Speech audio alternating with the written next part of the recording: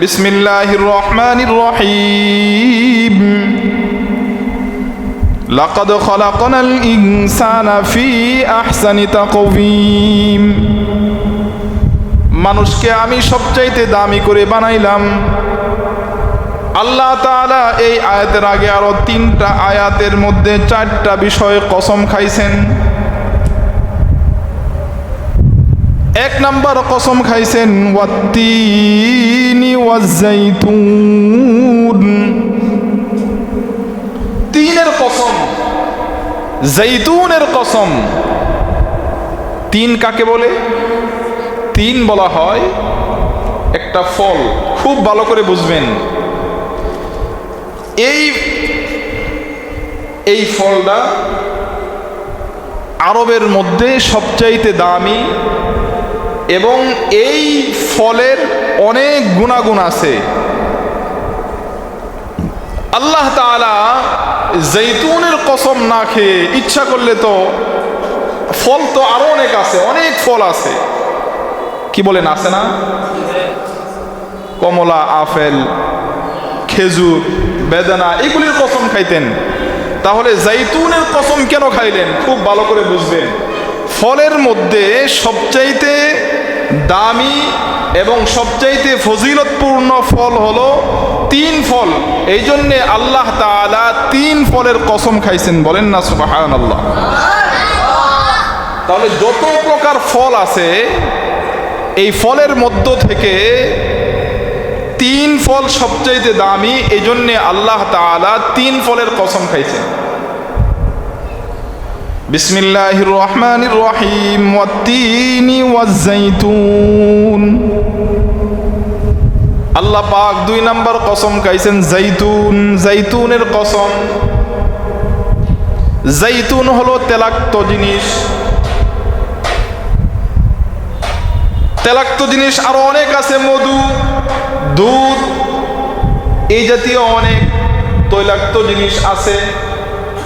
এর মধ্যে জৈতুনের কসম কেন খাইলেন? এর দ্বারা আল্লাহ তাআলা বুঝাইতে চান জৈতুন তেলের যত তৈলাক্ত জিনিস আছে সবচাইতে দামি এবং সবচাইতে মানুষের জন্য উপকারী হলো জৈতুন তেল। বলেন না সুবহানাল্লাহ। 1 নাম্বার কসম 3 ফলের কসম, 2 নাম্বার জৈতুন তেলের কসম, 3 নাম্বার ওয়াতুরি সিনিন। 3 নাম্বার কসম খাইছেন তুর পাহাড়ের, তুর পর্বতের।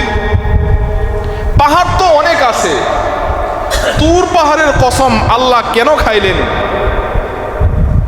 দুনিয়ার মধ্যে যত পাহাড় আছে সবচাইতে দামি পাহাড় হলো তুর পাহাড়। বলেন না সুবহানাল্লাহ।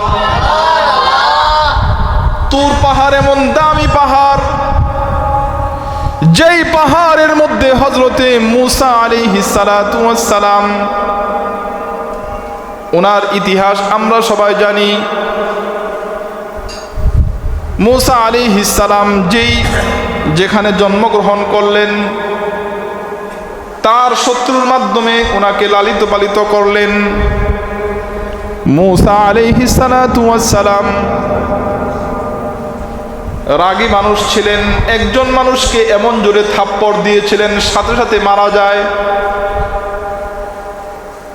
ফেরাউনের ভয়ে উনি চলে গেলেন আরেক দেশে, মাদায়ান শহরে। যাওয়ার পরে সেখানে আরেক নবীর সাথে মোলাকাত। ওই নবীর মেয়েকে বিবাহ করলেন হযরতে মূসা আলাইহিস সালাতু ওয়াস সালাম। আসার পথে ওনার বিবির বাচ্চা হবে, প্রসব হবে। রাত্রিবেলায় আগুন আনার জন্য তিনি বের হয়ে গেছেন। তুর পাহাড়ের কাছে গেলেন। আল্লাহ পাক ডাক দিয়ে বলেন ফাখলানা আলাইক, হে মূসা, তুর পাহাড়ে তুমি জুতা খুলে তুর পাহাড়ে উঠো। তুর পাহাড় পবিত্র। আল্লাহ পাক রব্বুল আলামিন তুর পাহাড়ের মধ্যে তুলে হযরতে মূসা আলাইহিস সালাতু ওয়াস সালামকে নবুয়ত দান করলেন, নবী বানায়া দিলেন। বলেন না সুবহানাল্লাহ। তো তুর পাহাড়ের দাম অনেক বেশি। আল্লাহ পাক রব্বুল আলামিন 3 নাম্বার তুর পাহাড়ের কসম খাইছেন। 1 নাম্বার 3 ফলের কসম, 2 নাম্বার জাইতুন ফলের কসম, 3 নাম্বার তুর পাহাড়ের কসম, 4 নাম্বার কসম হলো ওয়াহাদাল বালাদিল আমিন, মক্কা শরীফের কসম। বলেন না সুবহানাল্লাহ। 114টা সূরার মধ্যে 95 নাম্বার সূরা সূরাতুত তিন। সূরাতুত তিন এটা অনেকেই শুনতে শুনতে মুখস্থ হয়ে গেছে। বিভিন্ন কারি সাহেবরা তিলাওয়াত করেন, অনেক সুন্দর করে তিলাওয়াত করেন সূরাতুত তিন। এই সূরাতুত তিনের উপর আজকের জুমার আলোচ্য বিষয়। আল্লাহ পাক রব্বুল আলামিন আমাকে আপনাকে সবাইকে ভালো করে বোঝার, শোনার, আমল করার তৌফিক দান করে বলে আমিন। সম্মানিত হাজিরিন, আল্লাহ পাক রব্বুল আলামিন এই সূরার মধ্যে আমরা যারা আছি ইনসান, মানুষ, আল্লাহ তাআলা আমাদেরকে সৃষ্টির সেরা আশরাফুল মাখলুকাত কেন বানাইলেন, উদ্দেশ্য কি? সৃষ্টির সেরা আমরা কিভাবে হলাম? আল্লাহ তাআলা এই সূরার মধ্যে বর্ণনা করেছেন। বলেন সুবহানাল্লাহ। আমরা যে দামি, আল্লাহ যে আমাদেরকে দামি বানাইলেন, উদ্দেশ্য কি, কারণ কি? এই বিষয়ে আজকে সূরাতুত তিনের আলোচনা। আল্লাহ তাআলা 4 নম্বর আয়াতে বলেন, বিসমিল্লাহির রহমানির রহিম, লাকাদ খালাকনাল ইনসানা ফি আহসানি তাকওয়িম। আল্লাহ তাআলা বলেন, লাকাদ খালাকনাল ইনসান, আমি মানুষকে সৃষ্টি করেছি সবচাইতে সুন্দর করে। বলেন না সুবহানাল্লাহ। এর আগে আল্লাহ তাআলা 3 আয়াতের মধ্যে 4টা কসম খাইছেন। 4 কসম খাওয়ার পরে 4টা বিষয়ে আল্লাহ তাআলা কসম খাইছেন। আল্লাহ তাআলা কসম খাওয়ার পরে আল্লাহ বলেন, আমি মানুষকে সবচাইতে সুন্দর করে বানাইছি। তো কসম কেন খাইলেন? আল্লাহ তাআলা তো মিথ্যা কথা বলেন না। কি বলেন? আল্লাহ তাআলা কি আমাদের মতো মিথ্যা কথা বলে? না। স্বাভাবিকভাবে একটা মানুষ যদি কসম খায়, কসম খাওয়ার দ্বারা উদ্দেশ্য হলো এই বিষয়কে গুরুত্ব বোঝানো, তাকিদ বোঝানো। যেমন অনেকে বলে, ভাই আল্লাহর কসম আমি এই কাজটা করি নাই। কসম তো উদ্দেশ্য না, উদ্দেশ্য হলো আমি যে এই কাজটা করি নাই এটার গুরুত্ব বোঝানোর জন্য বলে, ভাই আল্লাহর কসম আমি এটা করি নাই। আল্লাহ তাআলা 3 আয়াতের মধ্যে 4টা কসম কেন খাইলেন? 4 কসম খাওয়ার পরে আল্লাহ তাআলা বললেন যে আমি মানুষকে সবচেয়ে সুন্দর করে আমি বানাইছি। কারণ কি? আমরা যে দুনিয়াটা আমরা দেখতেছি, আমরা এটা অনেক সময় বলি এটা পৃথিবী।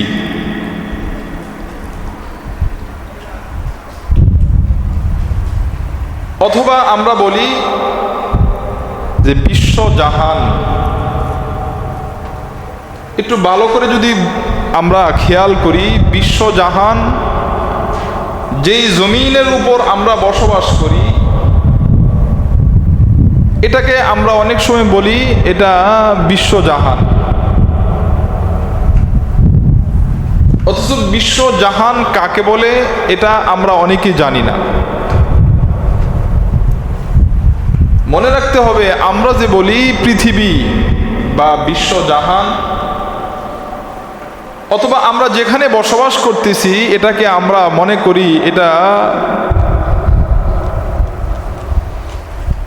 সমস্ত দুনিয়া এখানে। অথচ আমরা যে জমিনে বসবাস করতেছি, এই জমিনের নিচে আরো 6টা জমিন আছে। বলেন না সুবহানাল্লাহ। আমরা আমাদের উপরে যে আসমান দেখি, এই আসমানের উপরেও আরো 7টা জগৎ আছে। বলেন না সুবহানাল্লাহ। এই পুরা আসমানের উপরে, জমিনের নিচে অর্থাৎ আরশ থেকে পাতাল পর্যন্ত এই পুরাটা হলো দুনিয়ার জাহান, পৃথিবী। আমরা যে দুনিয়াতে আছি এটা বিশ্ব না, বিশ্বের একটা অংশ, দুনিয়ার একটা অংশ এটা। যেমন আমাদের নিচে আরো 6টা জমিন আছে, পৃথিবী আছে। সমস্ত পৃথিবী এবং পৃথিবীর বাহিরে আরো অনেক জায়গা আছে যেখানে এখন পর্যন্ত কোনো মানুষ ঘুরে শেষ করতে পারে নাই। এই দুনিয়াটা এখনো শেষ করতে পারে নাই, তবে কয়েকজন ভ্রমণ করেছেন। এর মধ্যে একজন হলো হযরতে সুলাইমান আলাইহিস সালাতু ওয়াস সালাম। বলেন না সুবহানাল্লাহ। উনি সহ 3000 সৈন্যবাহিনী নিয়ে সুলাইমান আলাইহিস সালাম পৃথিবীর বাহিরেও গিয়েছেন। 1000 মানুষ, 1000 জিন আর 1000 পশু পাখি নিয়ে উনি পুরা পৃথিবীর বাহিরেও সফর করেছেন। বলেন সুবহানাল্লাহ। হযরতে সুলাইমান আলাইহিস সালাতু ওয়াস সালাম। তাহলে ওই আমাদের নিচে এবং আমাদের উপরে যে সমস্ত জগৎগুলি আছে, এই জগতের মধ্যেও মানুষ আছে, মাখলুক আছে। বলেন না সুবহানাল্লাহ। একটা জগৎ আছে, এই জগতের মধ্যে শুধু পিঁপড়া বাস করে। এই পিপিলিকাদের সর্দার আছে, পিপিলিকাদের বাদশা আছে। একটা জগৎ আছে, কুকুর বাস করে, বিড়াল বাস করে, প্রাণী বাস করে। ওই জগতের মধ্যেও ওই তাদের বাদশা আছে।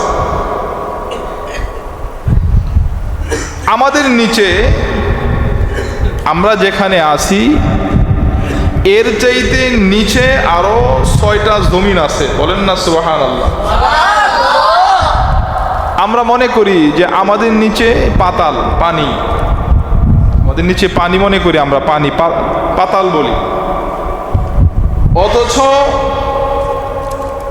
এই পাতাল বলি আর পানি বলি, এই আমাদের নিচে যে জগৎটা আছে, যেখানে পানি আছে, এই পানিটা রাখা আছে একটা প্লেটের মধ্যে। বলেন না সুবহানাল্লাহ। বুঝেন নাই? অর্থাৎ আমরা যে দুনিয়াতে আছি, যেখানে আমরা বসবাস করি, এর নিচে পাতাল, আর এই পাতালটা আছে একটা প্লেটের মধ্যে। এবার বলেন তো দেখি, দুনিয়াটা বড় না যে প্লেটের মধ্যে পাতাল আছে ওই প্লেটটা বড়? বুঝেন নাই?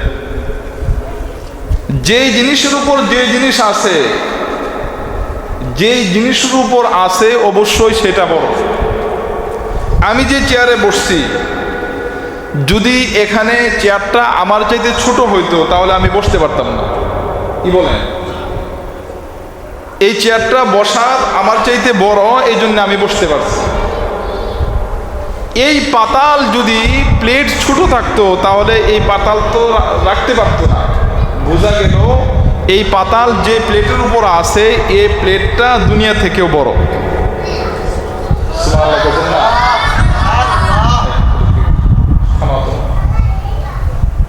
অনেক ডিস্টার্ব করে প্রত্যেক জুমাতে। 3 জনে 3 জায়গায় বসায় দেয়। আল্লাহু আকবার। এদিকে মনোযোগ দিই আমরা সবাই। তাহলে পাতালটা যেখানে আছে, এই পাতালটা একটা প্লেটের উপরে আছে, এই প্লেটটা দুনিয়া থেকে অনেক বড়। চিৎকার করে বলেন না সুবহানাল্লাহ। এখন এই প্লেটটা যে আছে, এই প্লেটটা আছে পানির উপরে, পানির উপরে প্লেটটা আছে। তাহলে প্লেটটা কত বিশাল বড়, এই প্লেটটা আছে পানির উপরে। তাহলে এর নিচে কি পরিমাণ পানি আছে, প্লেটতে অনেক বড়, যেখানে পানি সেটা অনেক বড়। সুবহানাল্লাহ। আর এই পানি যেখানে আছে, এর নিচে একটা মাছ আছে, মাছের উপরে পানি, পানির উপরে প্লেট। তাহলে বোঝা গেল মাছটা দুনিয়া থেকে কত হাজার গুণ বড় হতে পারে। এই মাছ যেখানে আছে, যে এই পাতালের মধ্যে আছে, পানি আছে, এর নিচে একটা মহিষ আছে, মহিষ। এই মহিষের শিংয়ের উপরে আমাদের নিচে যে 7 তবক দুনিয়া জমিন, এই পুরা 7 তবক পৃথিবীর জমিনটা মহিষের শিংয়ের উপরে আল্লাহ তাআলা টিকায় রাখছে। এবার বলেন মহিষটা কত বিশাল বড় হতে পারে? এটা একমাত্র আল্লাহ ছাড়া কেউ জানে না। এটা আমাদের নিচের অবস্থা। এবার উপরে আসেন, 7 আসমান আমরা দেখতেছি। এই 7 আসমানের উপরে এক একটা আসমান, এক একটা শূন্যস্থান, যে পরিমাণ দূরত্ব, এক একটা আসমানের দূরত্ব এর চাইতেও বেশি। বলেন না সুবহানাল্লাহ। তাহলে 7 আসমান, 7 শূন্যস্থান, এই 7 আসমানের উপরেও আরো বড় বড় 4 জন বড় বড় ফেরেশতাদের অফিস আছে। বলেন না সুবহানাল্লাহ। 7 আসমানের উপরে হযরতে ইসরাফিল আলাইহিস সালামের অফিস। একটু চিন্তা করে দেখেন, 7 আসমানের উপরে, শূন্যস্থানের উপরে একটা অফিস।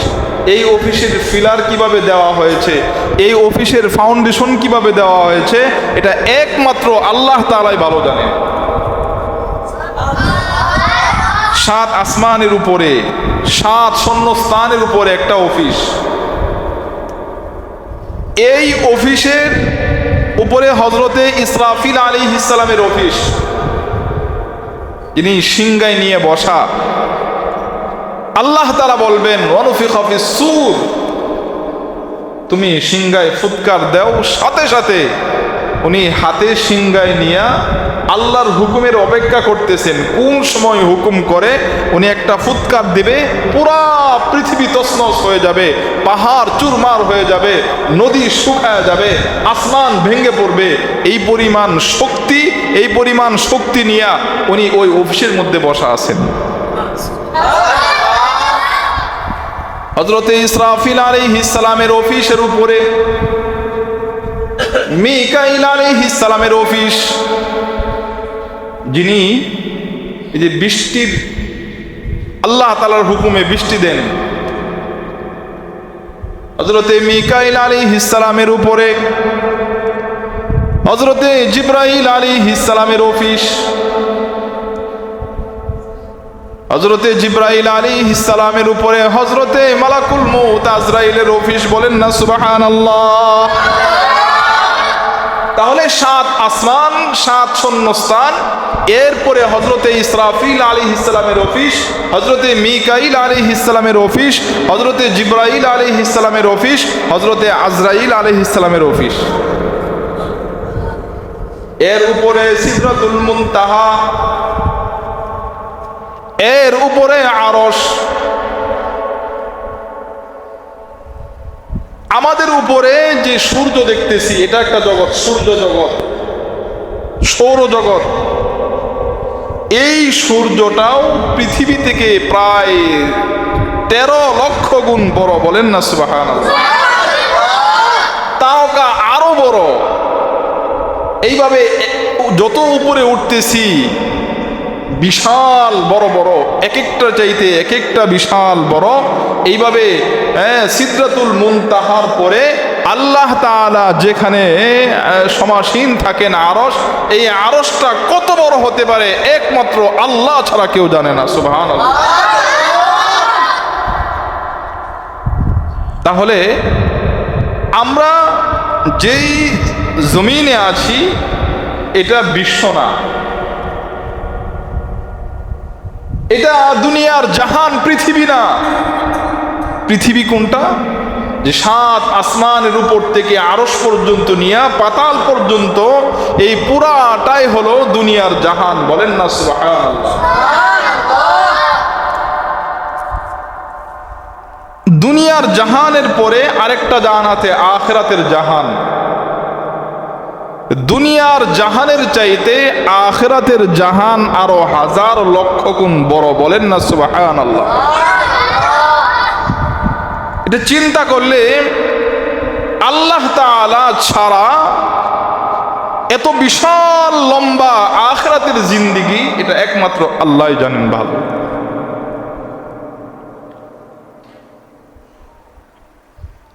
এই সব কিছু নিয়া দুনিয়ার জাহান। আল্লাহ তাআলা বলেন বিসমিল্লাহির রহমানির রহিম, লাকাদ খলাকনাল ইনসানা ফি আহসানি তাকওয়িম। আমি মানুষকে সবচাইতে সুন্দর করে বানাইছি। বলেন না সুবহানাল্লাহ। আচ্ছা বলেন তো দেখি, আল্লাহ তাআলা কোরআনে বলেন সবচেয়ে সুন্দর করে আমি মানুষ বানাইছি, অথচ এই যে সমস্ত জগৎগুলি আমাদের নিচে আছে, আমাদের উপরে আছে, ওই সমস্ত জগতের মধ্যেও মাখলুক আছে। এই সমস্ত মাখলুকের চাইতে আল্লাহ বলেন মানুষকে সবচাইতে দামি করে বানাইছে, সবচাইতে দামি করে বানাইছে। আল্লাহ বলেন বিসমিল্লাহির রহমানির রহিম, লাকাদ খলাকনাল ইনসানা ফি আহসানি তাকওয়িম। মানুষকে আমি সবচাইতে দামি করে বানাইলাম। আল্লাহ তাআলা এই আয়াতের আগে আরো 3টা আয়াতের মধ্যে 4টা বিষয়ে কসম খাইছেন। 1 নম্বর কসম খাইছেন ওয়াত্তিনি ওয়াজ্জাইতুন, তিনের কসম, জৈতুনের কসম। তিন কাকে বলে? তিন বলা হয় একটা ফল, খুব ভালো করে বুঝবেন। এই ফলটা আরবের মধ্যে সবচাইতে দামি এবং এই ফলের অনেক গুণাগুণ আছে। আল্লাহ তাআলা জৈতুনের কসম না খেয়ে ইচ্ছা করলে তো ফল তো আরো অনেক আছে, অনেক ফল আছে। কি বলেন, আছে না? কমলা, আপেল, খেজুর, বেদানা, এগুলির কসম খাইতেন। তাহলে জৈতুনের কসম কেন খাইলেন? খুব ভালো করে বুঝবেন। ফলের মধ্যে সবচাইতে দামি এবং সবচাইতে ফজিলতপূর্ণ ফল হলো 3 ফল। এই জন্যে আল্লাহ তাআলা 3 ফলের কসম খাইছেন। বলেন না সুবহানাল্লাহ। তাহলে যত প্রকার ফল আছে এই ফলের মধ্য থেকে 3 ফল সবচাইতে দামি, এই জন্যে আল্লাহ তাআলা 3 ফলের কসম খাইছেন। বিসমিল্লাহির রহমানির রহিম, ওয়াত্তিনি ওয়াজ্জাইতুন। আল্লাহ পাক 2 নম্বর কসম খাইছেন জৈতুন, জৈতুনের কসম। জৈতুন হলো তেলাক্ত জিনিস।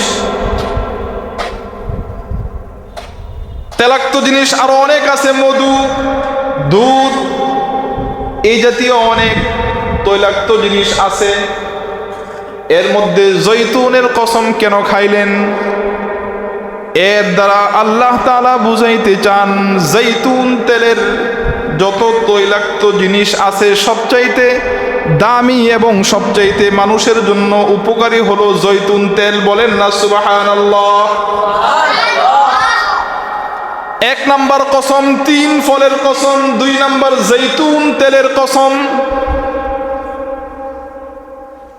3 নাম্বার ওয়াতুরি সিনিন। 3 নাম্বার কসম খাইছেন তুর পাহাড়ের, তুর পর্বতের। পাহাড় তো অনেক আছে, তুর পাহাড়ের কসম আল্লাহ কেন খাইলেন? দুনিয়ার মধ্যে যত পাহাড় আছে সবচাইতে দামি পাহাড় হলো তুর পাহাড়। বলেন না সুবহানাল্লাহ। তুর পাহাড় এমন দামি পাহাড়, যেই পাহাড়ের মধ্যে হযরতে মূসা আলাইহিস সালাতু ওয়াস সালাম, ওনার ইতিহাস আমরা সবাই জানি। মূসা আলাইহিস সালাম যেখানে জন্মগ্রহণ করলেন, তার শত্রুর মাধ্যমে ওনাকে লালিত পালিত করলেন। মূসা আলাইহিস সালাতু ওয়াস সালাম রাগী মানুষ ছিলেন। একজন মানুষকে এমন জোরে থাপ্পড় দিয়েছিলেন সাথে সাথে মারা যায়। ফেরাউনের ভয়ে উনি চলে গেলেন আরেক দেশে, মাদায়ান শহরে। যাওয়ার পরে সেখানে আরেক নবীর সাথে মোলাকাত। ওই নবীর মেয়েকে বিবাহ করলেন হযরতে মূসা আলাইহিস সালাতু ওয়াস সালাম। আসার পথে ওনার বিবির বাচ্চা হবে, প্রসব হবে। রাত্রিবেলায় আগুন আনার জন্য তিনি বের হয়ে গেছেন। তুর পাহাড়ের কাছে গেলেন। আল্লাহ পাক ডাক দিয়ে বলেন ফাখলানা আলাইক, হে মূসা তুর পাহাড়ে তুমি জুতা খুলে তুর পাহাড়ে উঠো। তুর পাহাড় পবিত্র। আল্লাহ পাক রব্বুল আলামিন তুর পাহাড়ের মধ্যে তুলে হযরতে মূসা আলাইহিস সালাতু ওয়াস সালামকে নবুয়ত দান করলেন, নবী বানায় দিলেন। বলেন না সুবহানাল্লাহ। তো তুর পাহাড়ের দাম অনেক বেশি। আল্লাহ পাক রব্বুল আলামিন 3 নাম্বার তুর পাহাড়ের কসম খাইছেন। 1 নাম্বার 3 ফলের কসম, 2 নাম্বার জৈতুন ফলের কসম, 3 নাম্বার তুর পাহাড়ের কসম, 4 নাম্বার কসম হলো ওয়াহাদাল বালাদিল আমিন, মক্কা শরীফের কসম। বলেন না সুবহানাল্লাহ। মক্কার কসম কেন খাইলেন? পৃথিবীর মধ্যে যত স্থান আছে সবচাইতে দামি স্থান হলো মক্কার জমিনের। বলেন না সুবহানাল্লাহ। মক্কার জমিনের স্থান সবচাইতে দাম বেশি। মক্কার মাটির দাম বেশি, বালুর দাম বেশি। এই জন্যে আল্লাহ তাআলা মক্কা শরীফের কসম খাইছেন। খুব ভালো করে বুঝবেন। 1 নাম্বার কসম খাইলেন 3 ফলের কসম, 2 নাম্বার জৈতুন তেলের কসম, 3 নাম্বার তুর পাহাড়ের কসম, 4 নাম্বার মক্কার জমিনের কসম। 4টা কসম খাওয়ার পরে আল্লাহ তাআলা বলতেছে আমি মানুষকে সবচাইতে দামি করে বানাইছি। বলেন না সুবহানাল্লাহ। কিতাবের মধ্যে একটা ঘটনা লেখে। এক দেশের আমির ছিলেন আবু জাফর মানসুর। বড় দামি মানুষ ছিলেন আবু জাফর মানসুর রহমতুল্লাহ আলাইহি। ওনার একজন পার্সোনাল খাদেম ছিল।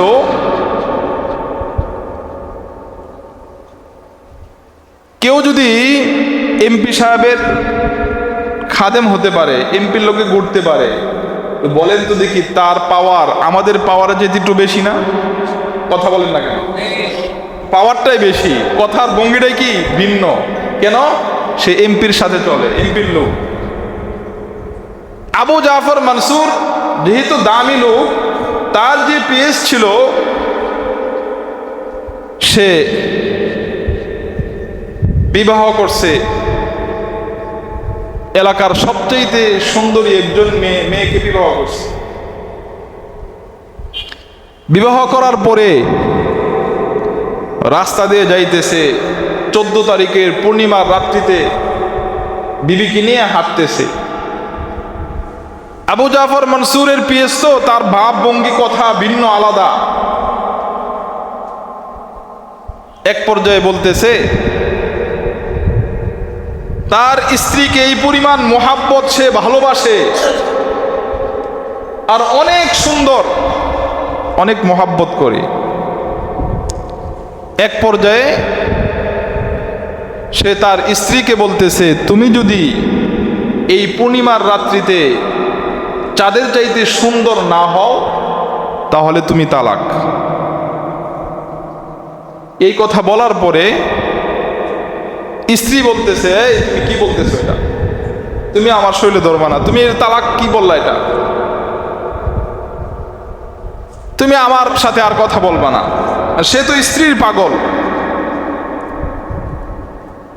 শেষ পর্যায়ে সে তার মালিকের কাছে বলল, আবু জাফর মনসুর ওনার কাছে এই ঘটনা বলল যে আমি তো আমার স্ত্রীকে এই কথা বলে দিলাম যে তুমি যদি পূর্ণিমার রাতের সেই চাঁদের চাইতে সুন্দর না হও তাহলে তুমি তালাক। আবু জাফর মনসুর যেহেতু সম্ভ্রান্ত ব্যক্তি, উনি উনার এলাকার, ওই সময় তো ইসলামী হুকুমত চলতো, আর মানুষ উলামায়ে কেরামের সিদ্ধান্তকে তারা মেনে নিত, ফতোয়া তালাশ করত। আবু জাফর মনসুর উনি ওনার এলাকার ফতোয়া বিভাগের যে সরকারি বোর্ড ছিল, ফতোয়া বিভাগ, এই ফতোয়া বিভাগের সমস্ত মুফতিদেরকে একত্র করলো ফতোয়া দেওয়ার জন্য যে তার বিবি তালাক হয়েছে কি হয়েছে না। সমস্ত মুফতিদেরকে একত্র করলো। একত্র করার পরে বলতেছে যে বলেন দেখি তার বিবি তালাক হয়েছে কি হয়েছে না। একজন একজন করে সমস্ত মুফতিরা ফতোয়া দিতেছে যে বিবি সাহেব তালাক হয়ে গেছে, তালাক হয়ে গেছে। এখন কেন তালাক হইল? কারণ হলো যে বিবি সাহেব যদি ঘরের মধ্যে থাকে, আর যত সুন্দর মহিলাই হোক, বলেন তো দেখি ঘরের বাতি নিবাইলে বাতির কাজ কি এই মহিলার চেহারার আলো দিয়ে কি বাতির কাজ করা যাবে? এই কথা বলেন না কেন, করা যাবে কেন? মহিলা যত সুন্দরই হোক, বাতি নিবাইলে অন্ধকার। কিন্তু রাত্রিবেলায়, পূর্ণিমার রাত্রিতে এই চাঁদের আলো দ্বারা পুরা পৃথিবী আলোকিত হয়ে যায়। ঘরের জানালা খুললে আলো ভিতরে আসে, কি বলেন আসে না? আর সুন্দরী মহিলা যদি ঘরে থাকে, ঘরের দরজা খুললে কি এই মহিলার আলো বাহিরে যাবে? এই মহিলার আলো দিয়া কি পুরা এলাকা আলোকিত হবে? তাহলে চন্দ্রের আলো দ্বারা যদি সবাই উপকৃত হয়, এটার আলো তো বেশি, আর মানুষ যত সুন্দর হোক এটার আলো তো কম। মুফতি সাহেব সবাই বলতেছে হ্যাঁ তালাক হয়ে গেছে, তালাক হয়ে গেছে। কিন্তু একজন উনি দাঁড়ায়া উনি বলতেছে যে আমার বক্তব্য আছে। কি বক্তব্য? তখন তিনি দাঁড়াইলেন, দাঁড়ায়া সূরা ৩-এর এই ৩টা আয়াত তেলাওয়াত করে ৪ নম্বর আয়াত তেলাওয়াত করলেন। বলেন না সুবহানাল্লাহ। উনি দাঁড়ায় বলতেছেন বিসমিল্লাহির রহমানির রহিম, ওয়াত-তিন ওয়াজ-যাইতুন ওয়া তুরি সিনিন ওয়া হাযাল বালাদিল আমিন লাকাদ খালাকনাল ইনসানা ফি আহসানি তাকওয়িম। উনি দাঁড়ায় বলতেছে আমার কথা আছে। আল্লাহ পাক রব্বুল আলামিন সূরা ৩-এর মধ্যে বলেন ৪টা কসম খাইছেন। ৪ কসম খাওয়ার পরে আল্লাহ বলতেছেন আমি মানুষকে সবচাইতে সুন্দর করে বানাইছি। আল্লাহ পাক যেহেতু ফি আহসানি ইসমে তাফজিলের সিগা, আমি সবচাইতে সুন্দর করে বানাইছি, অতএব মানুষ সবচাইতে সুন্দর।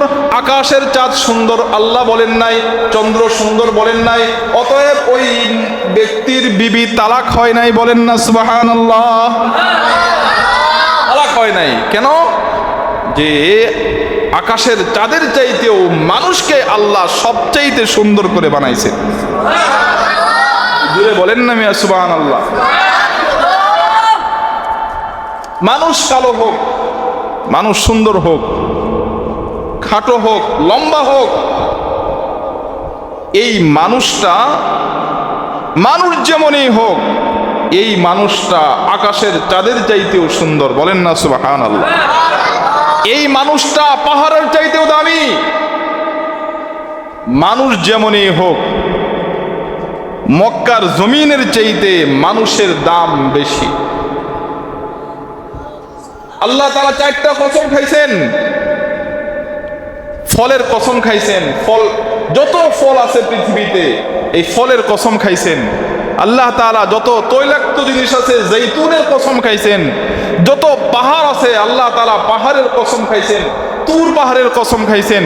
মক্কার পৃথিবীর যত জমিন আছে, সমস্ত জমিনের চাইতে দামি জমিন মক্কা শরীফ, মক্কার জমিনের কসম খাইছেন। এই সবগুলির দ্বারা বোঝাইলেন যে মানুষ সবচাইতে দামি। বলেন না সুবহানাল্লাহ। মানুষের দাম সবচাইতে বেশি, মানুষ সবচাইতে সুন্দর করে আল্লাহ বানাইছে। আল্লাহ তাআলা বলেন বিসমিল্লাহির রহমানির রহিম, আলাম তারাউ কাইফা খালাকাল্লাহু। আল্লাহ তাআলা বলেন আলাম তারাউ কাইফা খালাকাস সামাওয়াতি ওয়াল আরদ। হে দুনিয়ার মানুষ, দেখো না আমি আসমান জমিন কিভাবে বানাইছি, আর তোমাদেরকে কিভাবে বানাইছি। আল্লাহ তাআলা আমাদেরকে মায়ের গর্ভে 3টা অন্ধকারের ভিতরে আল্লাহ তাআলা আমাদেরকে বানাইছেন। বলেন না সুবহানাল্লাহ। ইট খোলায় যে ইট বানায়, ইটের যে ফ্রেম বানায়, এই ফ্রেমটা যেমন থাকে ইট তেমনই হয়। কি বলেন ঠিক না? ফ্রেম যদি বাঁকা থাকে, ইটটাও বাঁকা হয়। কিন্তু আল্লাহ যে আমাদেরকে বানাইছেন, দেখেন আল্লাহ তাআলা এই মায়ের পেটের ভিতরে এক অন্ধকার, এর ভিতরে চামড়া, এর ভিতরে আরেকটা পর্দা, 3টা অন্ধকারের মধ্যে আল্লাহ আমাদেরকে বানাইছেন। আবার ফ্রেম একটাই, একই ফ্রেমের মধ্যে আল্লাহ তাআলা পুরুষ বানাইতেছেন, মহিলা বানাইতেছেন। ফ্রেম একটা, মাল ভিন্ন ভিন্ন হইতেছে। এটাই আল্লাহর কুদরত। আল্লাহ তাআলা আমাদেরকে এত দামি বানাইলেন। সমস্ত মাখলুকের মধ্যে যত জগৎ আছে, সমস্ত জগতের মধ্যে শ্রেষ্ঠ আমাদেরকে কেন বানাইলেন? এজন্য আমি বললাম, আলোচনা যদি প্রথমতে না বুঝি যে এই দুনিয়াতে আসি, এর নিচে আরো 6টা জগৎ আছে। আমরা যেখানে বসবাস করি, এর উপরে 7 আসমান, আবার 4 জন বড় বড় ফেরেশতার অফিস, এরপরে সিদরাতুল মুনতাহা, এরপরে আরশ। সমস্ত জগতের মধ্যে মাখলুক আছে, প্রাণী আছে। এই সমস্ত প্রাণীর চাইতে আল্লাহ তাআলা আমাদেরকে সবচাইতে দামি করে বানাইছে। এবার আপনারা বলেন, আল্লাহ যে আমাদেরকে বানাইছেন, এর পিছনে উদ্দেশ্য আছে না নাই? আর আওয়াজ দিয়ে বলেন, উদ্দেশ্য কি? আল্লাহ বলেন বিসমিল্লাহির রহমানির রহিম, ইল্লাল্লাযীনা আমানু ওয়া আমিলুস সলিহাত। হে জগতের মানুষ, আল্লাহ পাক বলেন আমি এত দামি করে বানাইলাম। কারণ কি? কারণ হলো তোমরা যেন আমার শুকরিয়া আদায় করো। বলেন না সুবহানাল্লাহ। শুকরিয়া আদায় হবে কিভাবে? শুকরিয়া আদায় হবে 2 ভাবে। 1 নাম্বার, আল্লাহ বলেন ইল্লাল্লাযীনা আমানু, যারা ঈমানদার, যারা ঈমান এনেছে, 1 নাম্বার শুকরিয়া আদায় হবে। এর দ্বারা দুনিয়ার মধ্যে যারা মুসলমান এবং যারা কালিমা পড়ে নাই, তারা যত দামি হোক, যত টাকাওয়ালা হোক, যে দেশ যত উন্নতি হোক, যদি ওই দেশের মধ্যে ঈমান না থাকে, তাহলে মুসলমানদের চেয়ে দামি তারা হতে পারে না। কথা বলেন ঠিক কিনা? অতএব উন্নত দেশগুলি তারা উন্নতি হতে পারে, কিন্তু তাদের তো ঈমান নাই। ঈমান না থাকলে জান্নাত নাই। আল্লাহ পাক যাদেরকে জান্নাত দিবেন, যাদেরকে ঈমান দিয়েছেন, দুনিয়াতে এরা সবচেয়ে ধনী। 1 নাম্বার। 2 নাম্বার, ইল্লাল্লাযীনা আমানু ওয়া আমিলুস সলিহাত। দুই নম্বর শুকরিয়া আদায় হবে যদি আমরা নেক আমল করি। বলেন না সুবহানাল্লাহ।